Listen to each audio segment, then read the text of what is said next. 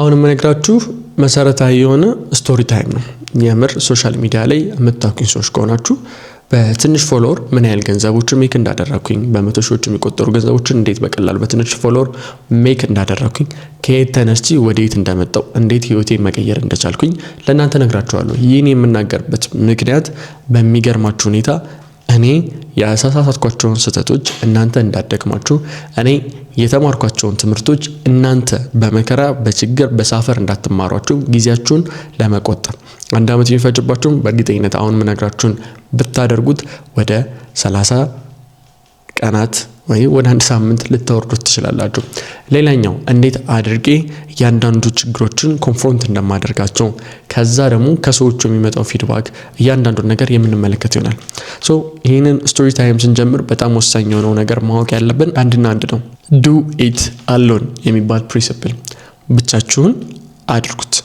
ብቻችሁን እዚህ ምድር ላይ ከእናታችሁ ማህፀን ከወጣችሁበት ሰዓትና ደቂቃ ጀምራችሁ ለእናንተ ያላችሁት እናንተና እናንተ ናችሁ። አየለ ከበደ፣ አለሙ ጫልቱ የሚባሉ ሰዎች የሉም። እናትና አባታችሁ እናንተ ህይወት ውስጥ የሚኖሩት ለተወሰነ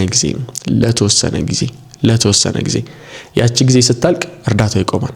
ስለዚህ በእውነ ሰው ትከሻ ላይ ከቆማችሁ ነገ የእናንተን የምትቆሙበት እግራችሁ የሚያርፍበት ቦታ ታጣላችሁ። ሁሌም በመርዳት ያለባችሁ አንደኛው ዙሪያችሁ ላይ ያሉ ሰዎች፣ ሁለተኛው እናንተ የምትረዱት አንድ መሰረታዊ ነገር መኖር አለበት። እሱ ምንድነው? ማንም ሰው መብት አለው። ማንም ሰው እናንተን የመርዳት መብት አለው፣ እናንተን የማገዝ መብት አለው፣ እናንተን የመደገፍ መብት አለው፣ እናንተ ከፍ እንድትሉ ሊያሳያችሁ መንገዱን የሚችልበት መብት አለው። በተመሳሳይ ሁኔታ ደግሞ እናንተን የመጥላት መብት አለው፣ እናንተን ያለ ማሳየት፣ እናንተን የመግፋት፣ እናንተን የምትፈልጉት ቦታ ላይ እንዳትደርሱ የማድረግ መንገዶችን የማጠር መብት አለው። መሰረታዊ ፖይንት ይሄ ነው። ይሄንን መረዳት ከቻላችሁ ማንንም ሰው ብሌም አታረጉ። ስለረዳችሁ ታመሰግኑታላችሁ፣ ስለገፋችሁ ደግሞ አትናደዱበትም። እቺን መሰረታዊ ነገር። ስለዚህ እያንዳንዱ ሰው ለምን እንደዚህ ያላደረገልኝ፣ እናቴ ለምን እንደዚህ ያደረገች፣ አባቴ እንደዚህ ያላደረገም፣ ወንድሜ እንደዚህ፣ አክስቴ፣ አጎቴ፣ ቅብጥርሴ የሚባሉ ድራማዎችን ማቆም መቻል አለባችሁ። ይችን ስታቆማት ናት ህይወት የሚጀምረው። ይችን ነገር ስታቆማት ጓደኞቻችሁ እናንተ ህይወት ላይ ምንም አይነት ቦታ እንደሌላችሁ ስታውቁ፣ ምንም አይነት ቦታ ማለት እናንተን የማገዝም የመርዳትም ግዴታ እንደሌለባችሁ ማወቅ ስትጀምሩ፣ ብሌም ማድረግ ስታቆሙ፣ በአጠቃላይ ብሌሚንግ ፌዝ ይባላል። ካቆማችሁ ህይወት ጀመረ ማለት ነው። በህይወት ያደረኩት አንደኛው ጉዳይ ይሄ ነው። ራስን ያለው ከማን? ከመድኃኒዓለም ከፈጣሪ ከእግዚአብሔር ቀጥሉ። ስለዚህ ራሳችሁ ብቻችሁን ከሆናችሁ ልታስጠጉት ወይም ደግሞ ልትጠጉበት የሚገባ አካል ሊኖር ይገባል። ያም አካል ፈጣሪ ነው። ወደ ፈጣሪ መጠጋት ወሳኙ ፓርት ነው። ቀጣይ ፓርት ማወቅ ያለባችሁ ራሳችሁ ካላችሁ ማንም ሰው ለሚወረውርባችሁ ለእያንዳንዱ ድንጋይ ሰብስባችሁ ልትገነቡት የሚገባ አንድ ነገር መኖር አለበት። እኔ ብዙ ጊዜ ተናግሬያለሁ። ስፔሻሊ ዩቲዩብ ላይ ለምታውቁኝ ኦዲየንሶቼ በጣም ብዙ ጊዜ ተናግሬያለሁ። እኔ ራሴን የገነባሁት በተወረወሩብኝ ድንጋዮችና በተገፋሁት ነው። በተገፋሁት፣ እምቢ በተባልኩት፣ በተከለከልኩት፣ በተዘጋብኝ መንገድ ነው እንጀራዎቼ፣ ስራዎቼ፣ ነገሮቼ ተስተካከሉት እንጂ እሺ ተብዬ በተሰጠሁት በቀላሉ ባገኘኋቸው ነገሮች አይደለም። በሚያሳዝን ሁኔታ እኔ ጋር ነገሮች የተስተካከሉት እየሰሩት። ስለዚህ የሆነ ሰው የሆነ ነገር ሲከለከላችሁ አትናደዱ። መንገድ አለ። ያ ሰው ከለከላችሁ ማለት ሙሉ ለሙሉ ጥርቅም አድርጎ ቆልፎ በ6 ዙር ቆልፎ ምናምን የዘጋው እንዳይመስላችሁ።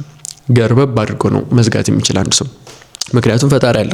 ያቺ ገርበብ ተደርጋ የምትዘጋው ስፔስ ለእናንተ የተተወች ነች። እናንተ ምን ያህል ነው የምትሄዱበት ነው። ከርቀት አይታችሁ ያ ቤት እኮ ተዘግቷል ብላችሁ ገርበብ ስላለ ጥላችሁ የምትሄዱ ከሆነ ቻው ቸልሲ፣ ህይወታችሁ አፈርዳችሁ የመብላቱን ይቀጥላል። ነገር ግን ልጠጋ፣ ምን ያህል ተጠግቼ ልየው እስኪ ክፍት ነው ወይ ዝግ ነው፣ ዝግም ቢሆን ላንኳኳ ሆይ ልግፋ ወይ ሰው ልጠይቅ ወይ መፍትሄ ልፈልግ ወይ የምትሉ ከሆነ ያኔ የምር ህይወታችሁ መስተካከል ይጀምራል። እኔ የሚያደርኩት ያንን ነው። ዩኒቨርሲቲ ውስጥ ከመውጣቴ በፊት እያንዳንዱ ነገሮች ብዙ ጊዜ አጠገባችሁ ያሉን ሰው ትጠይቃላችሁ፣ ምክር ትጠይቃላችሁ። ምክንያቱም እናንተ ስኪል የላችሁም፣ እውቀቱ የላችሁም፣ ከናንተ የሚበልጥ ሰው አለ። በእውነ ነገር የሆነ ሰው ይበልጣችኋል። አለቀ በቃ። ዩኒቨርሲቲ ከሆነ ከናንተ በፊት ዩኒቨርሲቲ ተመርቆ የወጣ ሰው አለ። ስለዚህ ስለ ዩኒቨርሲቲ ውስጥ የምትጠይቁት ከናንተ በፊት የወጣውን 12ኛ ክፍል ናችሁ ተፈትናችሁ ግቢ ልትገቡ ስትሉ ቀድማችሁ የምትጠይቁት ፍሬሽ የነበረውን አንደኛ ዓመት ሁለተኛ ሶስተኛ አራት ዓመት ያለ ተማሪ ትጠይቃላችሁ። ጭራሽ ደግሞ እናንተ የተመደባችሁበት ዩኒቨርሲቲ ከሆነ ያ ሰው ያለ ደግሞ በደንብ አሳዳችሁ ትጠይቁታላችሁ ስለ ዩኒቨርሲቲው። የሆነ ሰው እናንተን ይበልጣችኋል። ሰው ስትጠይቁት ግን ሁሌም የሚመልስላችሁ ከራሱ ፐርስፔክቲቭ፣ ከራሱ አረዳድ፣ ከራሱ ኢንቫይሮንመንት፣ ከራሱ ቻሌንጅ አንጻር እንጂ ከእናንተ አይደለም። ስለዚህ ሁሌም ቢሆን የሆነ ሰው አንድ ነገር ሲመልስላችሁ 3 መሰረታዊ ነገሮችን ያተኮረ ነው። ታይም፣ ፕሌስ፣ ኮንዲሽን። እነዚህ 3 ነገሮችን የያዘ ነው ያ ሰው ምላሽ ሊሰጣችሁ እንችላል። እኔ ራሱ አሁን ይሄን ስነግራችሁ ከነዚህ መሰረታዊ ነገሮች አንጻር ነው። ግን የትኛው ይሻለኛል፣ የትኛው የተሻለ ነው፣ የትኛው ህይወቴን ያስተካክላል የሚለው የምትመርጡት አሁንም እናንተ ናችሁ። ስለዚህ ታይም ሲባል ያ ሰው ያገኛችሁበት ቦታ፣ ያ ሰው ያሳለፈው ጊዜ ይወስናል። ሰው ተናዶ ጣጥቶ ምናምን ካገኛችሁት ኢሞሽኑ ጥሩ ባልሆነበት ሰዓት ካገኛችሁት ጥሩ የሆነ ምላሽ አታገኙም። ደስ ብሎት ቦርቆ ምናምን ብታገኙትም ሪል የሆነውን ምላሽ አታገኙም። የተጋነነ ምላሽ አታገኙም። ስለዚህ ያ ሰው የምታገኙበት ታይም ይወስናል። ሁለተኛ ደግሞ ያ ሰው ያሳለፈው ህይወት ጊዜ፣ ጓደኞቹ ማን ነበሩ? ዩኒቨርሲቲ እንዴት ነበር የሚያሳልፈው? ከኢንስትራክተሮቹ ጋር እንዴት ነበር ኢንተራክሽኑ? እንዴት ነበር አለባበሱ? እንዴት ነበር አመጋገቡ? እንዴት ነበር ኮሚኒቲው? እንዴት ነበር ዙሪያው? እነዚህ ኦል ዘ ታይም ማተርስ። ቀጣይ ፓርት ፕሌስ ነው። ፕሌስ የምታገኙበት ቦታ ነው። ሁሌም ቢሆን አንድ ሰው ከእናንተ ህይወት ላይ ሲመጣ ራሱ መጠንቀቅ ያለባችሁ እነዚህ 3 ነገሮችን መጠየቅ አለ። የት ቦታ ነው ያገኘሁት? መቼ ነው ያገኘሁት? በምን ሁኔታ ነው ያገኘሁት? ወሳኝ ናቸው። ስለዚህ ያ ሰው ያለበት ፕሌስ የት ነው? እዛው ዩኒቨርሲቲ ውስጥ ነው? የትኛው ኢንቫይሮንመንት ውስጥ ነው ያለ? ሱሴ ኢንቫይሮንመንት ውስጥ ነው? ቀለሜ ኢንቫይሮንመንት ውስጥ ነው? ህይወቱን ለማሻሻል የሚጥሩት ኢንቫይሮንመንት ውስጥ ነው? አሎን ኢንቫይሮንመንት ብቻውን ጊዜውን የሚያሳልፍ ከራሱ ጋር ጊዜ የሚያሳልፈው ኢንቫይሮንመንት ውስጥ ነው ያሳለፈው? ስለ ዩኒቨርሲቲው አጠቃላይ እይታውን ሊወሰን የሚችል በእነዚህ መሰረታዊ ነገሮች ነው ኢንቫይሮንመንቱ። ስለዚህ ፕሌሱ ይወስነዋል። ሶስተኛውና በጣም ወሳኙ ጉዳይ ያንን ጥያቄ ስትጠይቁት መረዳት ያለባችሁ ኮንዲሽን ነው። ምን ኮንዲሽኖችን ነው ያለፈ የሰው ምን ነገሮችን ነው ያለፈው? the first day ግቢ ሲገባ ከማን ጋር ነው ቻሌንጅ የተደረገው? ከአስተባባሪዎቹ ጋር፣ ከጥበቃዎቹ ጋር፣ ከዶርም ሜቶቹ ጋር፣ ከኢንስትራክተሮቹ ጋር፣ ከካፌ ሰራተኞች ጋር አገኛችሁ። ግን ኮንዲሽኖቹ ምንድናቸው? እነዚህ ነገሮች ይወስኑታል። ሰውየው እነዚህ ነገሮችን ታሪኩን ሲነግራችሁ ነው አንደርስታንድ ማድረግ የምትጀምሩት ማለት ነው። ስለዚህ እነዚህ 3 ነገሮችን ይነግራችኋል። ስለዚህ እኔም ሁሌም ይሄንን አንደርስታንድ ባለማድረግ ምክንያት ቀድመውኝ ያለፉ ሰዎችን ጠይቅ ነበር። ምን ላርግ፣ እንዴት ልውጣ፣ ምን ልስራ የሚለውን ሁሌም መጠየቅ ነበር። ስለዚህ 5ኛ ዓመት በፊት ሰከንደሪ ያለኝ ነው ከግቢ ለመውጣት ዲሳይድ ያደረኩ ሰከንድ ሴሚስተር ላይ። ግን ከኔ የሚበልጡ ሰዎችን ጠይቅ ያለኝ በዙሪያ ያሉ ሰዎችን ያሉበት ኮንዲሽን ተቀጣሪ ናቸው፣ ኢንካም ጀነሬት የሚያደርጉት መንዝሊ ነው፣ ሞላሽ ጉዳዮች አይነት ህይወት ነው የሚኖሩት። ስለዚህ እነሱ ሊመልሱልኝ የሚችሉት ፐርስፔክቲቭ አለ። ከዛ እዚህ ጋር ደግሞ በግሉ የሚሰራ ሰው አለ። እሱንም ስጠይቅ የሚመልስልኝ ምላሽ አለ። እኔ በመሃል ላይ ምንድነው ተጨነቅኩኝ። ይሄኛው እንዳልወጣ አንተ ከወጣ እንደዚህ ትሆናለህ ይለኛል። እዚህ ጋር ያለችውም እንደዛ ትለኛለች፣ ውጣ ትለኛለች። ግን ሞስት ኦፍ ታይም እንዳትወጡ ይመክራችኋል። ወንድ ልጅ ናችሁ፣ ለራሳችሁ ያላችሁት ራሳችሁ ናችሁ።